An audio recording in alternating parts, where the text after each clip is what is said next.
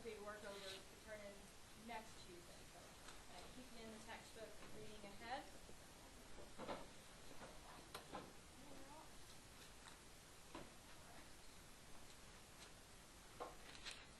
Chapter 4 actually covers a bit of information. It's not as extensive as, say, Chapter 2. Chapter 2, right? We not only talk about chemistry, but we put it in application looking at the macromolecule. So Chapter 2 is a bit of a doozy. And Chapter 4 isn't quite as heavy, but there's still some pretty heavy topics in the 4th chapter. And it's dealing with energetics. We have to address these themes because we're going to see how energy is converted within a cell. So we need to have an idea about what energy is. Okay, so how do living organisms work, basically.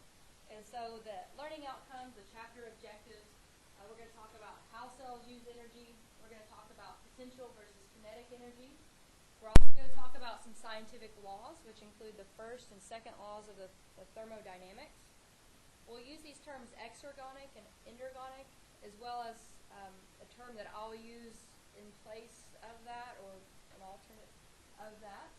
And a topic that is often very easily confused, and rightfully so, these things called oxidation-reduction reactions. So I'm going to strongly encourage you to spend some time understanding that as best you can over the weekend, because oxidation-reduction reactions, this whole unit, for a month, basically we're going to talk about oxidation-reduction reactions. Okay? We'll talk about an important energetic molecule. It's called ATP. You may have heard of that by chance before today, ATP. Right? A couple of people may have heard of it before. You may have heard it and then purged it. So it's a very common energetic molecule. And that's where and then we'll talk about enzymes if we have time today. And then section 4.5, we'll talk about the movement of molecules across a cell membrane. And that's the extra Chapter 4 notes that I'll get up to you guys before Tuesday. Okay, so that's where we're going. So we're going to unfold what's going on. The first thing that we need to address is to define energy. And in my short notes, and not just me, the capital letter E is a common shorthand note to represent energy. Okay, so instead of just writing out the whole word, not that it's that big of a word, but you can just write a large capital E to represent energy. Does anybody know what energy is? The ability to do work. Right? We got lots of good, accurate answers coming in. The energy, yes, the ability to do work, and it may result in moving some form of matter. Technically, yes.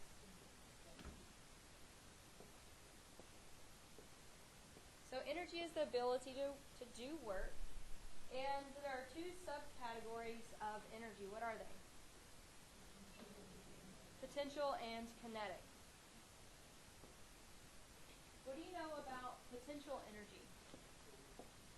It's what? It's stored energy. Very good. Potential energy is the energy that is stored in something, but if it's stored, we can do what with it later? You could use it later. Okay, so it could be used later. So it's stored, it's available, but it's not actively being utilized. In biology, we'll talk about potential energy in those bonds that we spent some time talking about. We talked about the peptide bonds, the glycosidic bonds, the ester bonds, etc. Those store potential energy. Okay, so that's an example of potential energy. Conversely, there is kinetic energy, which is what? It's what? It's active, it's being used. Okay? Kinetic energy is the energy that's being utilized in some process.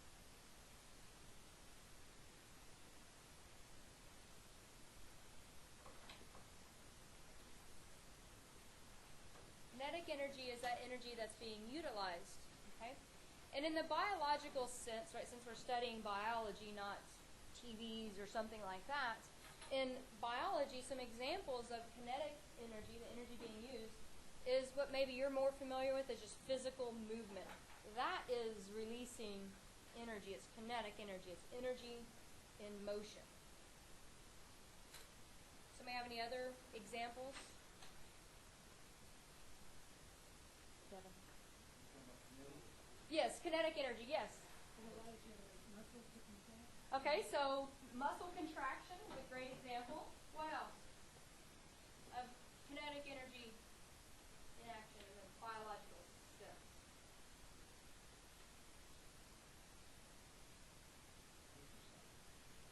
And exercising goes directly, for example, like muscle contraction, but other things as well, like we can almost wash it all down to muscle contraction, even the muscles regulating your breathing patterns may change. Yes? I know that my doctor says to usually set people to work harder so I can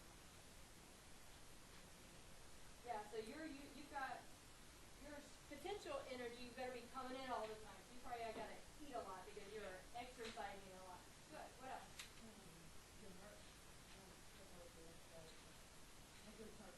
Yeah, heartbeat's a great example. What? Anybody else have some examples of kinetic energy in a biological system? in my body. Or not necessarily in our body, just that you see out in the world. Okay, so a car running would be, yes, definitely kinetic energy going in motion. Definitely not our body, but certainly it's a great example. And really a common, a good example. Do anybody else see any energy transfers out in the world or in your house? Do what? Light. And so light actually isn't just unique to innate objects. Can you think of something that living can transfer its kinetic energy? The sun. That's not living, no, because it's not a... What about something that's living that could liberate light kinetic? In the summertime, you kill them to look at them because they're pretty, right? What is it? Lightning bugs, fireflies, okay, are good examples. Anybody watch, what is wrong with me? With Dory and the little fish, what movie is that? Nemo. Okay, remember when they were trapped in the depths of the ocean? The anglerfish? Well, remember the anglerfish? And they had the little lights? Okay. So light production or release is an example of kinetic energy in a biological system. Eels I don't think they phosphorus. They actually generate electrical current. So electrical current is certainly a property of living systems. What about like starfish? In what fashion? Do they? I'm just curious. Because they don't. Do they move? They do move. Okay. Yes. Some jellyfish do phosphorus. Okay. So yeah, starfish could use kinetic energy to move physically in its environment or move its feeding apparatus. Good. Some other things that I have in addition to movement. Okay, we talked about light. Okay, someone came up with that. Heat. You know that when you physically move, a byproduct of your physical activity is heat production. So heat is a byproduct of kinetic energy in transformations in a living system. Sound. Okay, yeah. Good example of kinetic energy being utilized. And detecting sound. Okay, there's all kinds of reasons energy is utilized in living and non-living systems. Okay, so at a chemical system level, we're going to look at how a molecule like the sugars in your Red Bull, there's something in there though that's binding to your receptors. Whatever that mystery molecule is, it has a bunch of bonds and it might have some, what in it? Potential energy, okay, that you should be able to transform into kinetic energy or store it into something and keep it in its form of store it in the form of potential energy. Any questions about the difference between using the term potential versus kinetic energy? Classic textbook example, okay, working up a hill or down a hill, okay? And so to get up the hill, what type of energy is needed? Kinetic, okay, to be mechanical, okay. Once you get to the top of the hill and you're resting, You have potential, and if you run down, it'd be kinetic. If you roll down the hill, you are not physically working, but the bicycle in that case would be releasing that energy in the form of kinetic, like rolling. Energy, in a biological sense, is measured in calories. We've heard this word before, but actually been using it inappropriately. A calorie can be abbreviated just CAL, cal. Okay. And what a calorie is, under scientific, technical terms, is just, it is a form of measuring energy. And it's the amount of energy necessary to increase a gram of water by 1 degree Celsius. That's about as technical as you can get. How much energy is necessary for raising a gram of water by 1 degree Celsius? I think it's like 14 and a half, starting there up to 15 and a half degrees Celsius.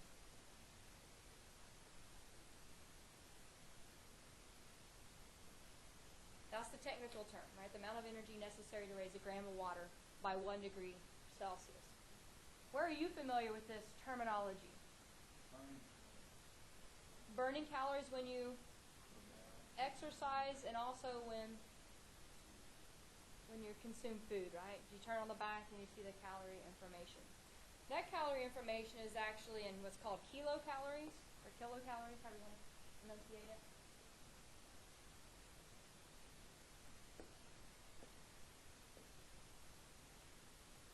So we call them calories on the back of, on the food labels, but technically we should call them kilocalories, so you can multiply them by 1,000 to get technically accurate.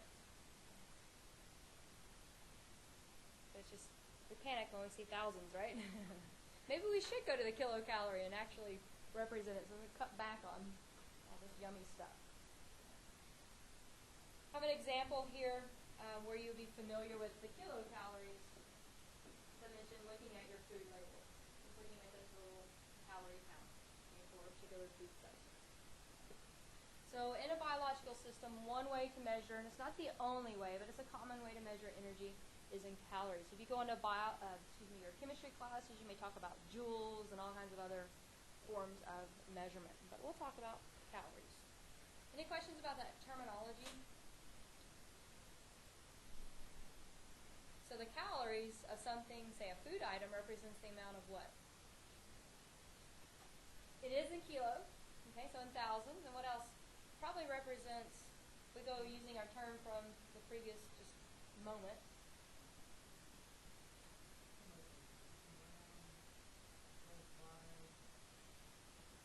No, I'll stop.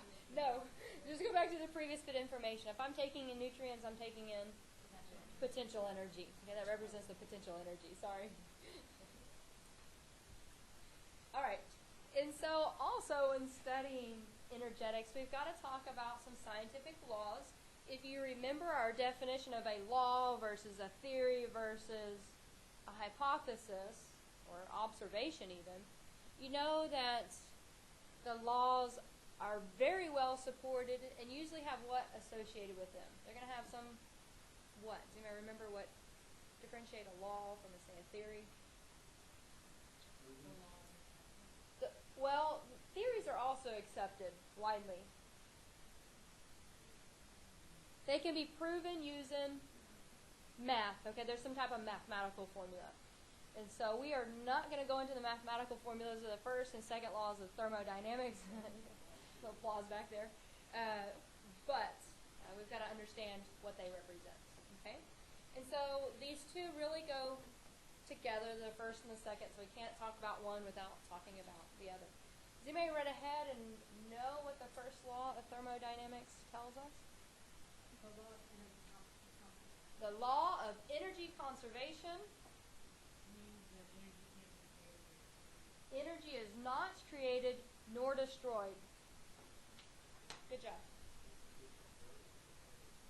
Yes, and that's our tie-in right there. And it seems strange, right? When you first hear it, you're like, how can energy not be created? How can it not be destroyed? That's where we've got to look at the second law to put it into practice.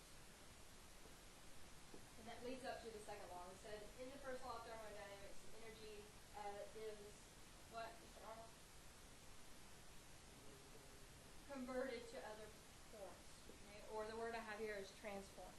Energy is not created. It's always just transformed, transferred to something else.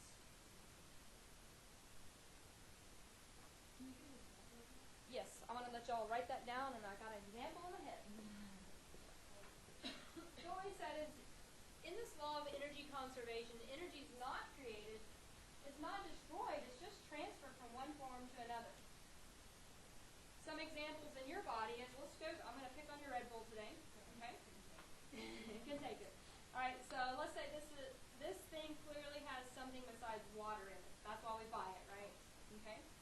And so, we're taking in sugars and vitamins and whatever else they throw in there, right? So think of food. Okay, you take in food. We said it has potential energy. We're going to, in chapter 5 and 6, see how that's broken down. But you didn't have that potential energy, your food. Okay? But if you want to physically move out of your chair, you need to take that potential energy and transform it into kinetic energy. Okay? And so what happens is you don't use the sugar to move directly. You take the sugar, you release its bonds. The bonds release what? Potential energy, or in that case, when it's released, it would be kinetic. They release energy, and that goes into another molecule, and that goes to another molecule, and eventually the proteins in your cells physically allow for you to move. Okay? And so an example is just converting food over to mechanical energy, chemical energy, light energy, whatever would be an example. Is that an okay example? So energy is always just transformed. Here's the catch, though. It ties us into the second law. What happens with each transformation?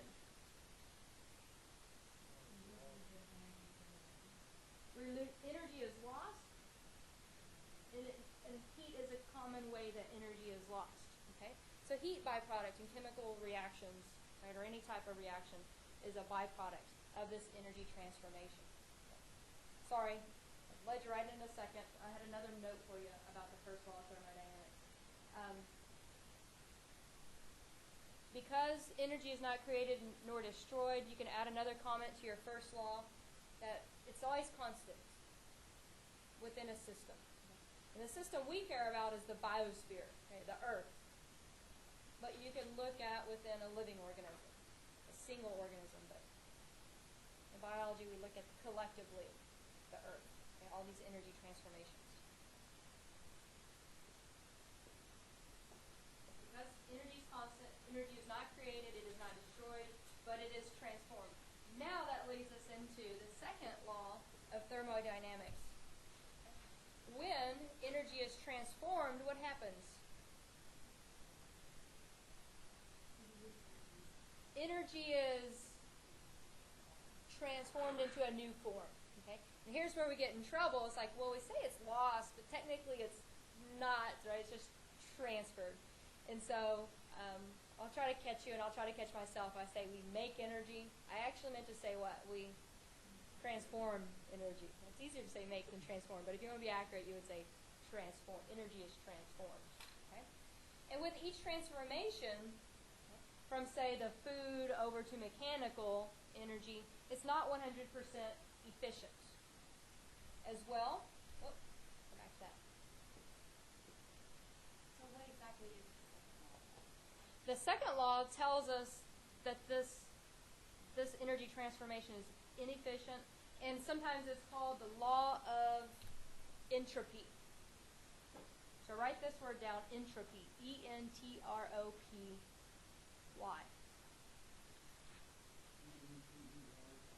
O-P-Y. Yes, and it's right here. I've got it up for you. Entropy. Does anybody know what that word means? You may read ahead. Did I hear it? The measure of randomness disorder, basically, is what entropy tells us. Entropy is a measure of randomness or disorder.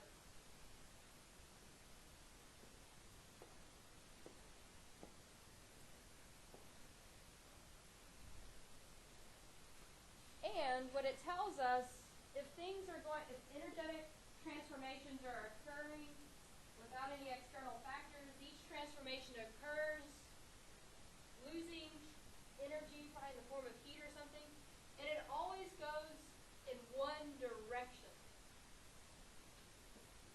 towards the area of less organized, less disorder, right? More kind of chaotic might make more sense to you.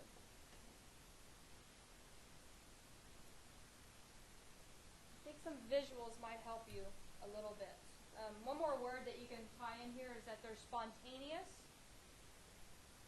If we apply the second law of thermodynamics, energetics will transform, releasing energy so that the resulting products have less energy, they're less organized in the environment. And it just happens spontaneously. What does that mean?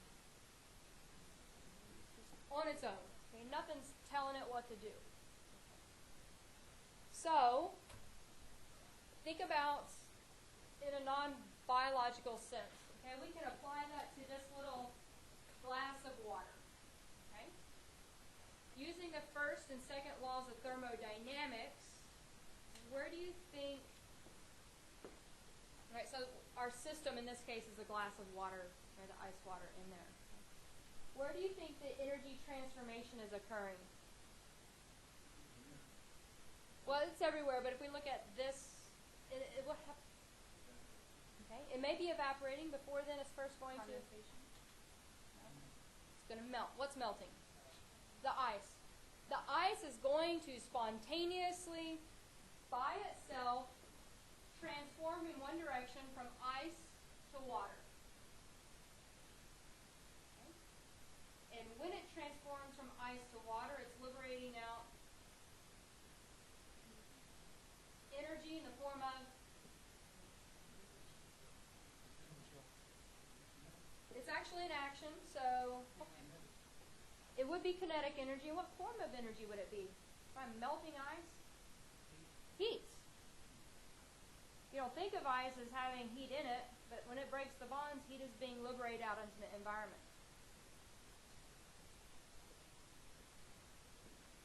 We can assume that it's one direction, that the ice will always form water, and then the water would evaporate into gas, but not the other way, spontaneously. Spontaneously, you're not going to have water vapor or liquid water transform into ice. It's not going to happen by itself. You could put it in your freezer, but that's adding another, you're transforming other forms of energy into it. Okay? But by itself, it's going to naturally, spontaneously go to a more disordered state. It's going to have greater entropy. What questions do you have about this concept of entropy? So spontaneous reactions only happen when there's... Yes. Yes.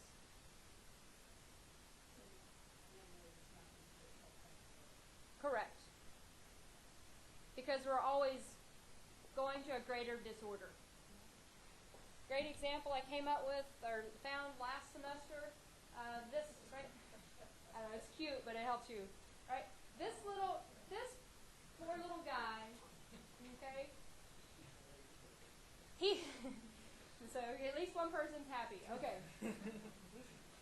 He was alive, he was taking in food, he was transforming energy, but then something tragic happened to him, okay?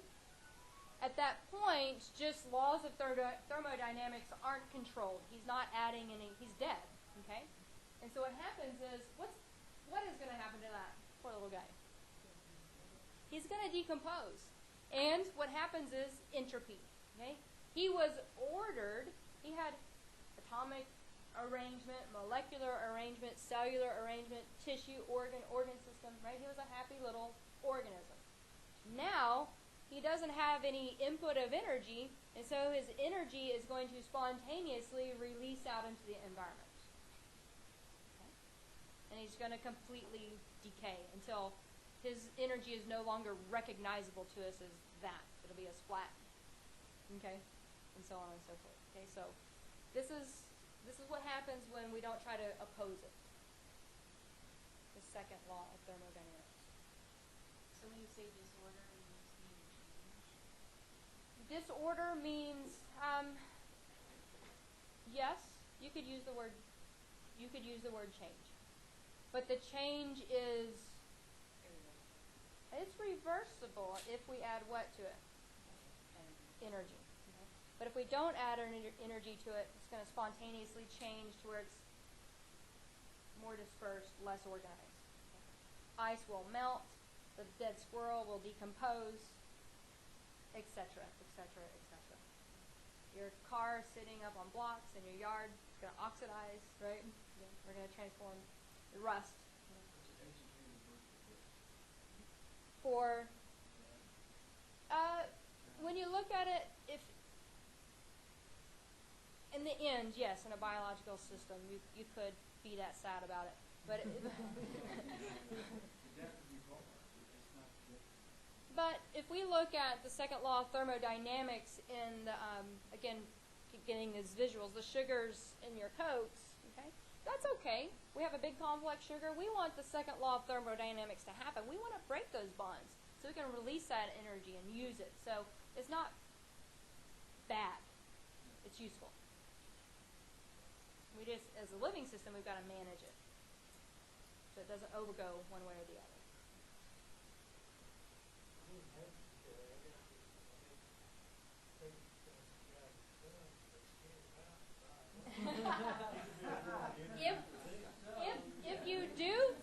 If you catch this fresh, right? Say you hunt, whatever. Yes, you could then eat it, and then it goes back to everything comes back to eating, right? In this class, basically, you would transform it, and it would be useful in your body. But if it conveys in the environment, that eventually the plants and whatever around it will convert it as well. Questions about the first versus the second laws of thermodynamics? First law tells us what? It's not created nor destroyed. It's constant, but it's always just transformed. That leads us right to the second one, that when that transformation happens,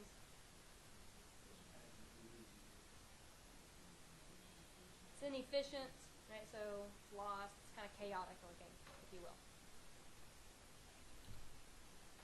And figure 4.2 in your textbook helps give you a visual of that, looking at this energy transformation. Even just oversimplifying the relationship between little deer out in the environment.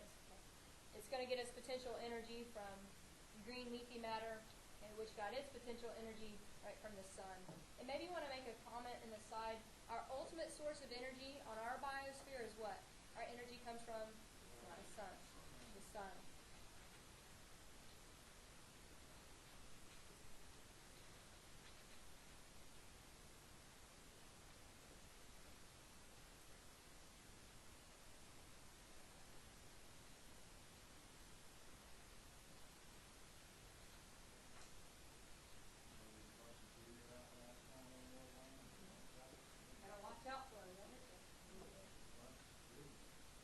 Put this oversimplification in perspective, chapter 5, we'll see how do plants, or we'll focus on plants, so it's not just plants that have the ability to capture photosynthetic, right, or light energy. So plants will photosynthesize, which will convert nutrients for heterotrophs, which then give nutrients for other organisms like decomposers, etc. It's just the cycle of life, okay? Right there, the snapshot.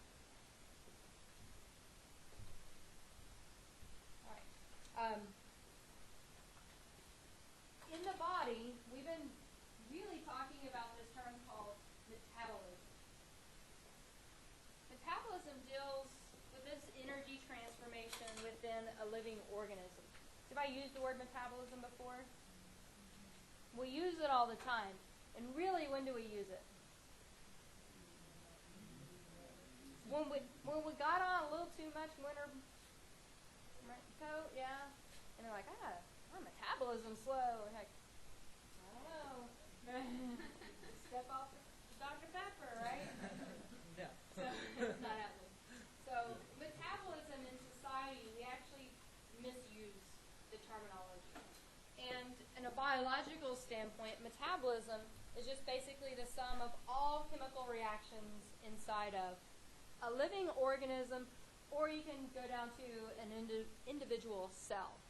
But our body, we would look at the whole human, for example, your metabolism. Okay, so it's a collective sum of all biochemical reactions. So the question is then, or what are the types of biochemical reactions? And we can subcategorize metabolic reactions into two primary categories. Those chemical reactions that take energy to create something are called endergonic. I want to spend a moment on this term. Ender means heat within.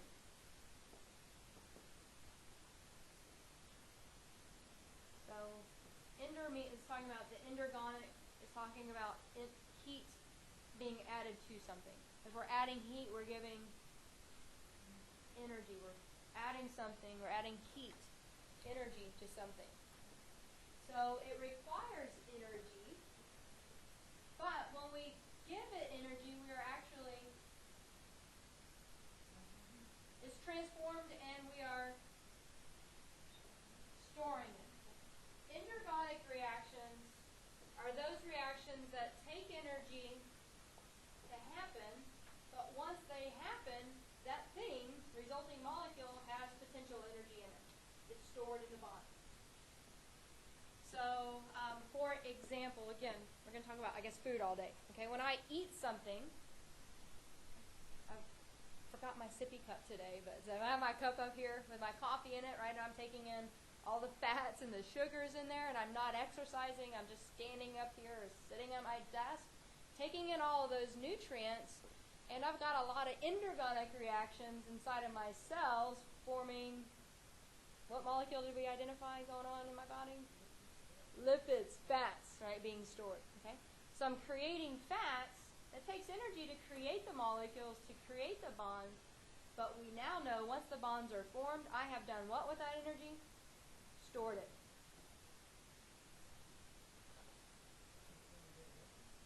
I should. It's a great idea. It's on my list. I actually brought my shoes in the other day, my gym shoes. They're still sitting right there. Endergonic is the more accurate way to describe how heat is added into a system. The term that I will use, probably more likely, is anabolic. And you might have heard this word before if you do exercise. Anabolic. Anabolic. Anabolic reactions are reactions that store energy, but in order to make that storage, it first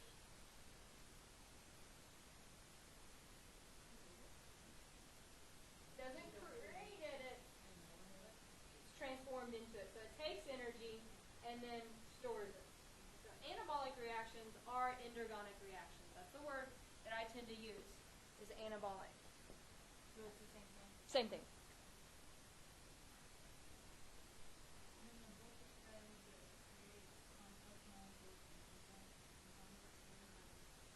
What that means is chapter 2, okay?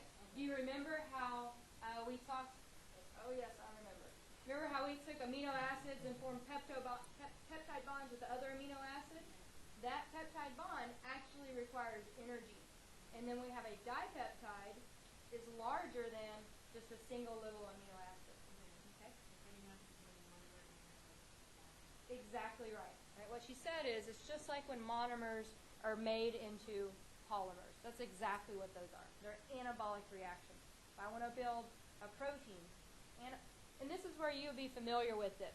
So you might take anabolic, okay, you wouldn't admit to this, but inside, if you took anabolic steroids, so let's say you play professional football, and you like to take steroids, okay?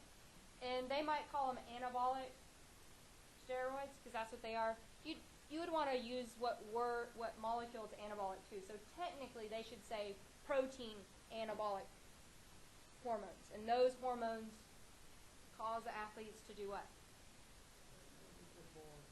And physically, if it's protein anabolic, they're adding protein. Okay, transforming it, they're adding proteins. Right? You want what inside your muscles if you're going to use them? Proteins. Okay, it's called contraction. Okay, yes.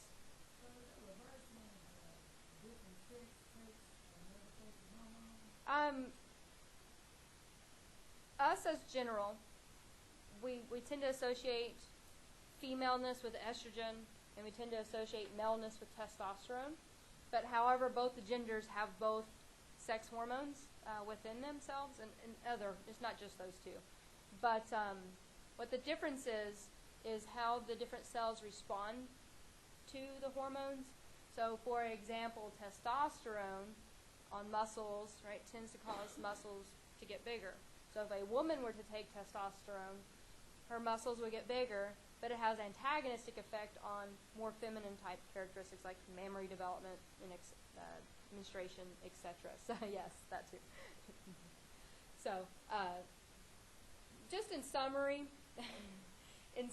basically, both hormones are present in both genders, but how much is what varies. So we can save that for the reproductive system at the end of the semester. Putting it all kind of... Yeah. But yeah, good question. So in summary, anabolic reactions do what? They store energy because they're creating something bigger inside of the body. But once I store energy, I can use it later. And probably these are called what type of reactions?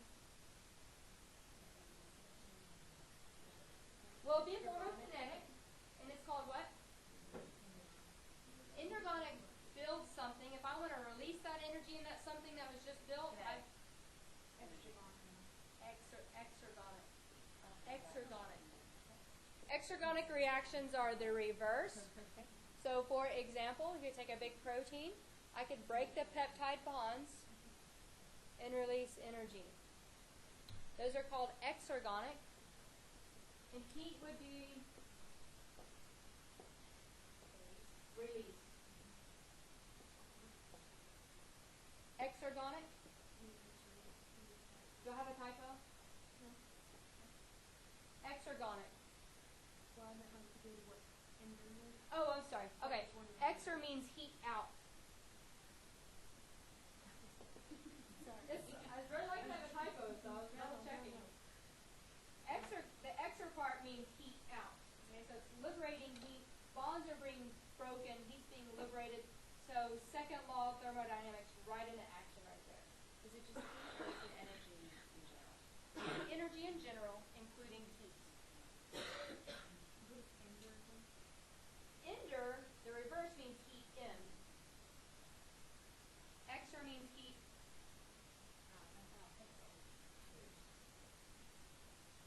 Exergonic. Maybe you can think about just exercise. You're exercising, you're liberating, you're releasing heat, you're breaking down molecules, liberating the heat. So it actually releases energy. Again, the form is probably not just heat. It's going to be that mechanical, identified like in an eel, electrical, the light, etc. Okay? That energy is how it's maybe released, depending on a specific exergonic reaction. The term that I tend to use to illustrate these is called catabolic. Metabolism, cata, break down. So if you're breaking something down, what is the heat is being? If I'm breaking something down, heat is being released. And so we could say it's an catabolic, it is kinetic, and we could also say it's exergonic. Yes, very good. What we studied in Chapter 2, the hydrolytic type of reactions are definitely exergonic. What term did we use for our endergonic reactions?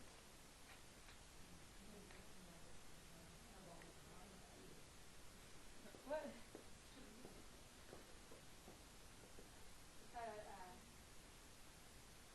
When we join bonds, dehydration or condensation would be an example of endergonic, anabolic reactions. When we're building the polymers, forming those bonds, those are endergonic or anabolic reactions. Good connection. I told you we can't not forget about chapter 2. If you hate it, spend some time with it this weekend. Let it butter you up a little. Let it butter you up, and then we can study it better. Okay. So if I use exergonic, are you okay now? Versus endergonic, or maybe better than, say, 20 minutes ago? Spend some time on it straight, In other words, in simplicity, maybe what I'm thinking is endergonic reads, exergonic is working out. That'd be a good analogy. Yes. Okay, so the analogy that was given is, to oversimplify it, is endergonic is like when you're eating, you're storing nutrients. Exergonic, when you're releasing that energy when you're exercising. Good. Thank you. That's good. Thank you. We can look at it summarized in this little analogy. Looking at a scale, there's an actual scale, which clearly we're not going to address in this class, but you can understand lower is less, higher is more. If we have something that doesn't have so much energy and then we add energy into it, what type of reaction? Endergonic. And then conversely, if a reaction has more energy and it releases it out in the environment, that would be exergonic.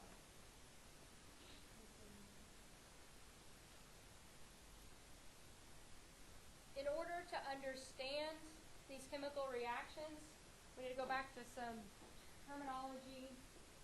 I think we may have briefly mentioned, but not thoroughly. So we're going to talk about reactants and products. Did we use those words before? Reactant. Okay, so reactants are what? The starting materials, and the products are the end products. Okay, and so reactions. Bless you. If they're allowed to if they're allowed to spontaneously occur, they'll just go for entropy, the easiest route, to the path of least resistance. Okay, so for example, the little dead squirrel, he is not going to build up to a living squirrel. Okay, he's going to just decay down to individual atomic elements. Okay. Living systems actually oppose that, right? They can transform energy and keep alive. Okay? And so what happens is chemical reactions spontaneously would go in one reaction, but if we had energy, we could actually reverse it. Okay? So in a living system, reactions can go, most of them can go either liberate or store energy. It's the same analogy that we've been using. Exergonic releases, or I can add energy and have an endergonic. Okay, does that make sense? Yeah. We're now just applying it to reactants and products. Okay? And in a test tube, in a non-living system, chemicals will reach equilibrium. Okay, so I have this terminology in your handout on page 2 about chemical equilibrium.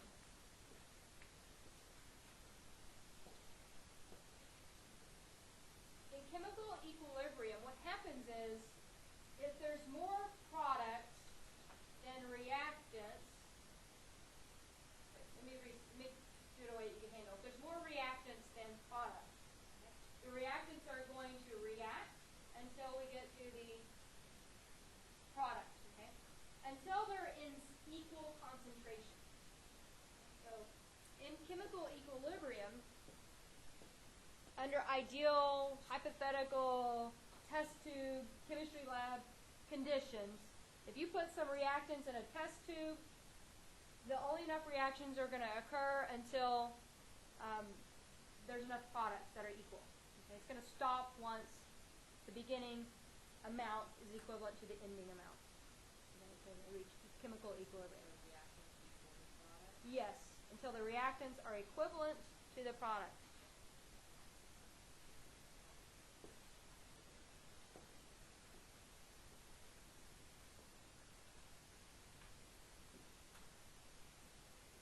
Do you think in your body that if you get a certain level that you want to just stop doing things? Let's say I take in glucose, sugar, and then it transforms, and then I got some energy, ATP, and they're like, okay, think it's good for your cells to stop? No. Okay. So chemical equilibrium is this in a controlled environment, okay, where the input and the output are equivalent. Okay. If there's a difference, okay, it would reverse. If there's more reactants, we would try to reach equilibrium to produce more product. But if we get too much product, then we should reverse it. Okay. And eventually, in chemical equilibrium, it wouldn't happen anymore. Okay.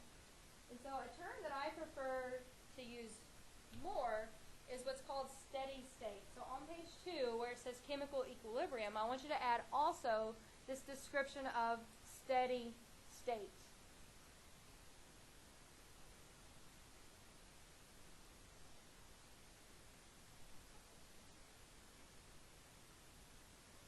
To me, this is a better term to describe what happens in a living system.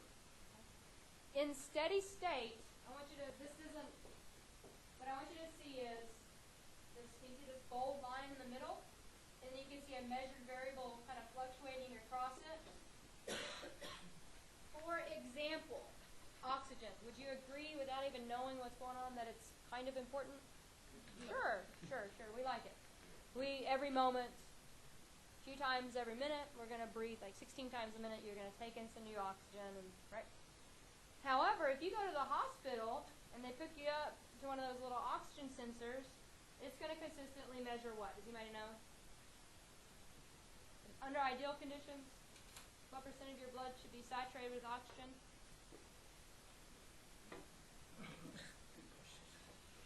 Does anybody have that thing put on their finger? And they're like, oh, you're 98, you're good. You're 97, uh-oh, right? Okay. Whatever, like say you're under ideal conditions, if they measure your blood, it's going to say 98 now. Measure it later, it's going to say 98. It's going to look like your oxygen levels are at what? Steady state. But are your oxygen levels at equilibrium? Not technically, because as soon as you take it in, chapter 6, we'll see it's going to be what? We're going to take it in and we're going to do what with it? Transform it. We're going to use it. Okay? So basically your oxygen level is always depleting. Okay? Does that make sense? However, if we were to measure it at any given point, it should look pretty steady. And so I prefer to utilize this term steady state instead of true chemical equilibrium. As soon as you take it in, it's now depleted. So you better take in some more. But it looks like it's a constant area. It looks like it's at equilibrium, but technically something is always happening. Does that concept make sense? Steady state, it's a technical difference, but steady state is more applicable to a living system versus true equilibrium that you might find in a test tube and not in your body. What questions does that bring about?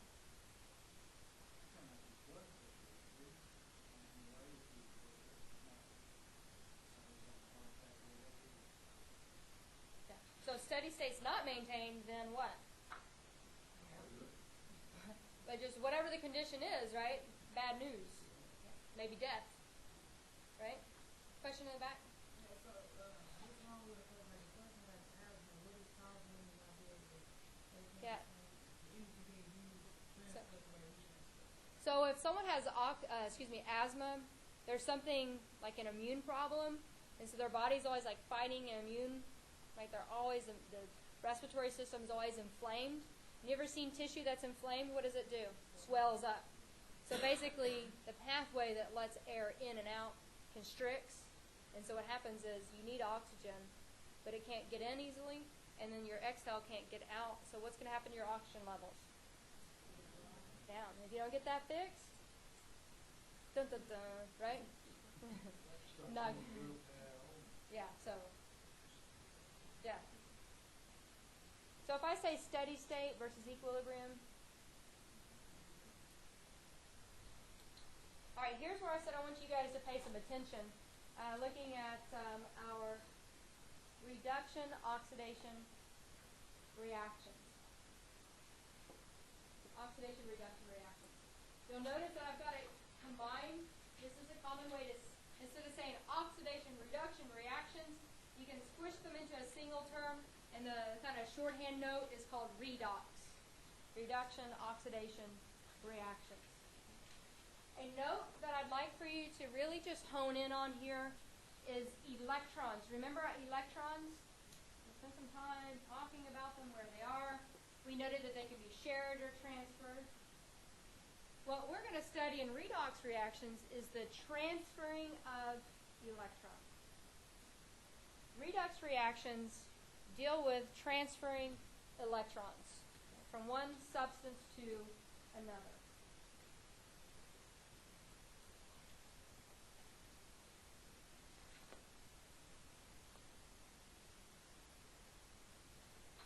So redox, key thing you're focusing on is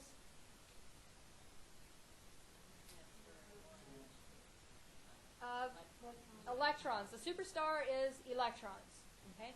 And the electrons are being transferred from one molecule to another. Okay? You know that when we transfer electrons, we're basically transferring the charge, and we're also transferring what? What are we focusing on here? Energy. So if something gives up an electron, its energy has just lowered, but if something gains an electron, its energy just went up. Okay, so we're just transferring reaction, or electrons within a reaction. The what? Well, there's many reasons that might cause a transfer.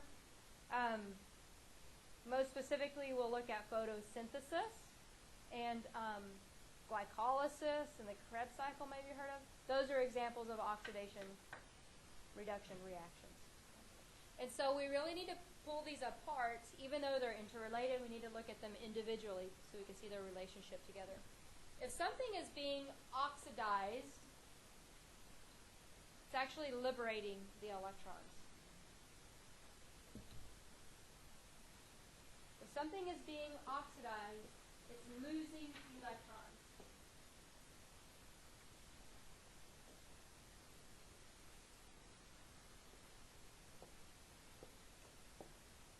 And it's losing what?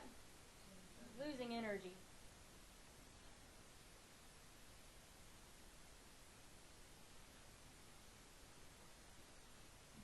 Okay. So I have the term here, it's releasing energy.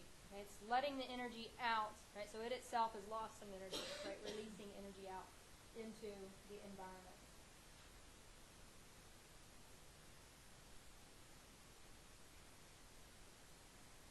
By converse, if something's giving up the electron, something else must be getting it. And so what that means is that molecule is being reduced. Reduction, it's being reduced. The terminology is confusing. Just go with me. Okay, just go with me. Don't think too far into it on this one. Okay? It's being reduced. It's gaining electrons. It's gaining energy. That's very easily to get these confused because of the terminology.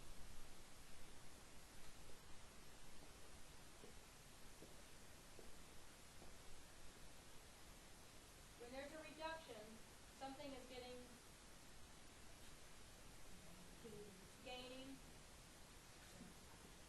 in the form of electrons and gaining energy.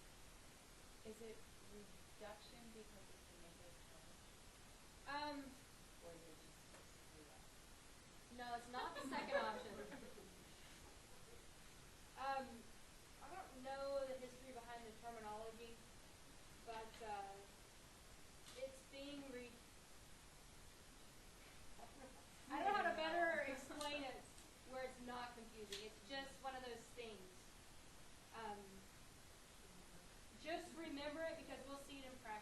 Okay, so for example, oxidation reactions are liberating energy. So we would see these more with what type of reactions of our previous list? Oxidation is giving up electrons, giving up energy. It would be catabolic, or I think you're saying exergonic. If we're dealing specifically with electrons. So we're taking something complex and spewing electrons off of it and making it less organized. Maybe that's a better way to look at it, the organization. If something is oxidized, it becomes less organized. If something's reduced, it's becoming more organized. It's gaining energy in the form of electrons. Does that help a little bit? So that would be Endergonic. Yes.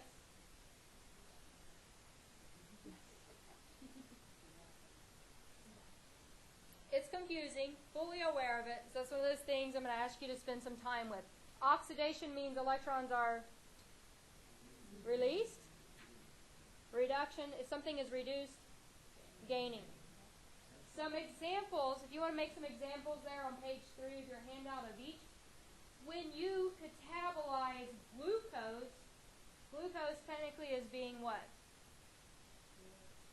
Well, before we get there, let's say we're catabolizing it. So, yes. And if we're taking out its electrons, it is being, glucose is oxidized. We're picking off electrons, basically, from glucose. Chapter 6. I'm going to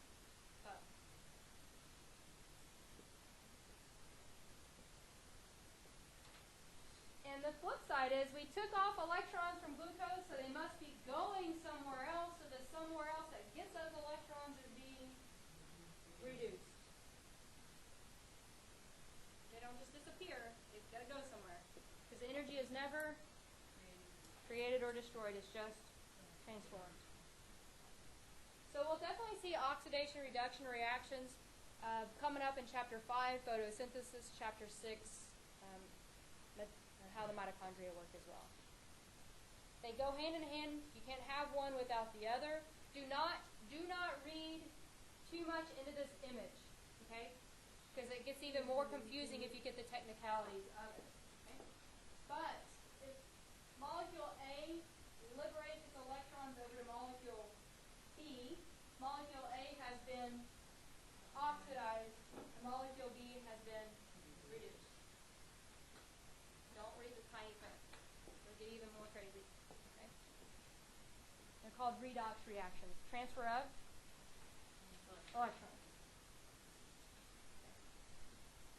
Once molecules are oxidized, the whole point where we're going is to make an important molecule for energy transformations called ATP.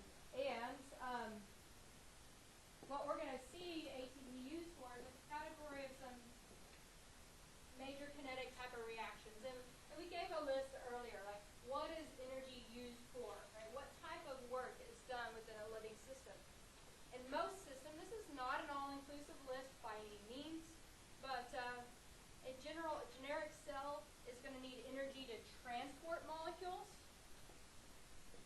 across a membrane, which we'll see at the end of this chapter during active transport. Cells may need energy to do mechanical work, like you guys identified muscle contraction during exercise, or even, for example, moving vesicles from one organelle to another, some type of movement. As well as we know now some chemical reactions actually take energy, right, to transform if we're moving like uphill, if you will. So chemical reactions some of them require energy input. Okay, so that's just a snapshot of those kinetic energy transformations that we're going to see. If we were to try to oversimplify it, cells need energy for transport work, mechanical work, and chemical work, chemical synthesis. Okay? As I alluded to, an important molecule, but not if you have the handout, it says an important. Right? Circle is not the only molecule necessary for energy transformation, but it's a common one amongst all living organisms, whether it be you or bacteria. An important energy transferring molecule is called ATP, adenosine triphosphate.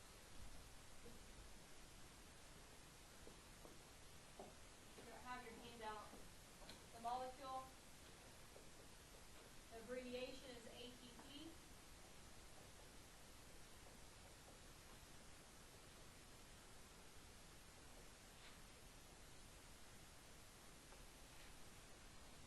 Adenosine triphosphate, ATP.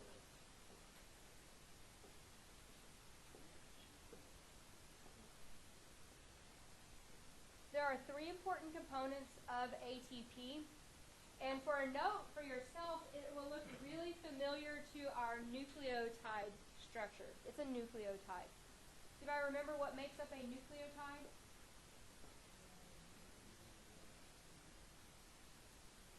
It's kind of like it, but no, not it. A phosphate group and nitrogenous base and phosphate, nitrogen something, and a form of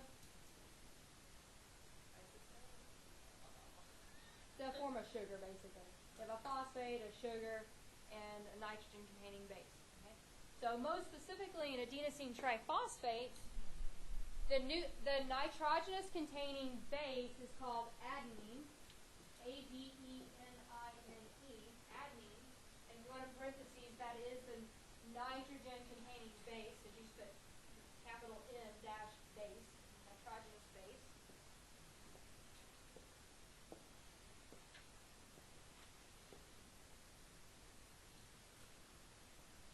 What else was there?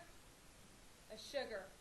In adenosine triphosphate, its sugar is called ribose. Ribose, R-I-B-O-S-E. The little animation I have up here is not structurally correct, but the best I could get with PowerPoint shape. Okay? It's called ribose. In your parentheses, you might want to note that it's a 5-carbon sugar. Okay? Ribose is a 5-carbon sugar.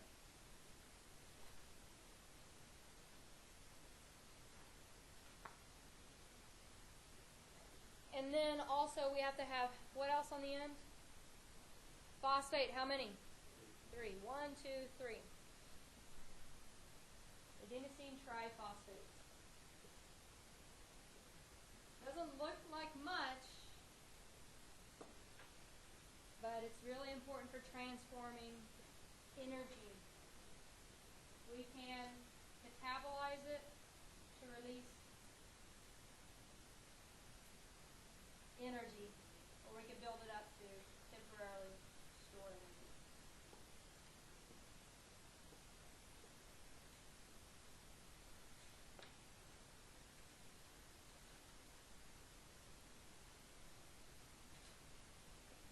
I'm going to conclude our discussion here. Over the weekend, I'm going to encourage you to, for those that you've already read Chapter 4, I want to encourage you to reread it.